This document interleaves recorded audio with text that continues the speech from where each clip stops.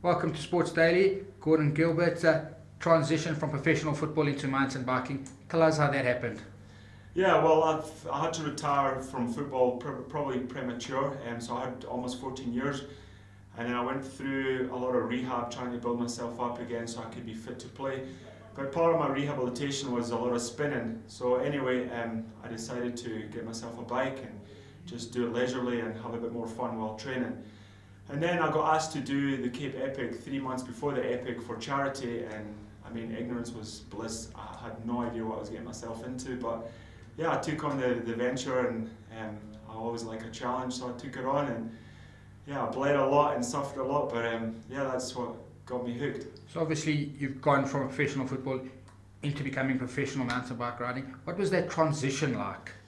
Yeah, I think the transition from football to cycling was quite similar in the sense that football is very high interval based and lots of spikes in your heart rate, a lot of power and explosive kind of movements, and I mean I just shifted the focus onto a bike, which took a little bit just initially just to get used to the whole the dynamics of riding a bike rather than running, but physically it didn't take me long to adapt, and I found it quite easy to adapt. You mentioned that you didn't find it difficult to adapt physically because you were a soldier as a footballer, you worked hard, you trained hard. But for you, what has been the toughest aspect of mountain biking?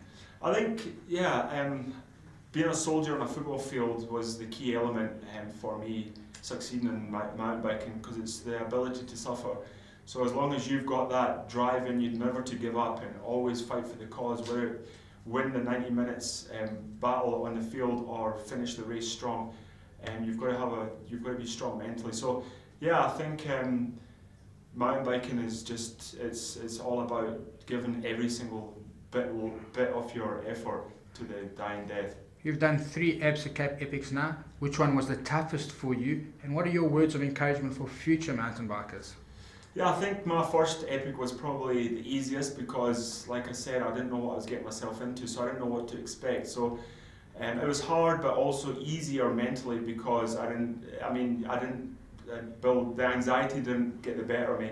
So probably the second and the third were the hardest, probably the third being the hardest, purely because I knew what was in front of me, and then I had expectations, so therefore the higher your expectations, the more pressure you put on yourself. So that was tough for me, but it was great. And my only advice would be is prepare. I mean, if you prepare well, then you will succeed. And if you give your 100%, then you're going to win anyway, because at the end of the day, you compete against yourself. And that's my motto.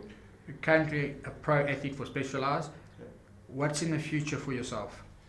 Yeah, well, I'm just grateful to have great sponsors like Specialized and Biogen. I mean, they've given me the platform and the opportunity to showcase my talent.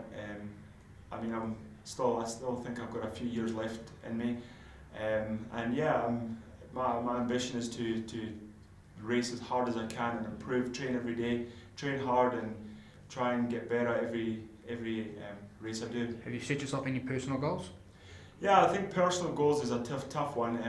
I'm competing against guys that have been racing professionally for a long time, but I just want to do my best, and when I finish every race, just feel like I've accomplished something purely because I gave 100%. But I would like to win some of the big races, and so any win's a win actually. But yeah, to answer your question, I'd like to win as many races as I can or get podium.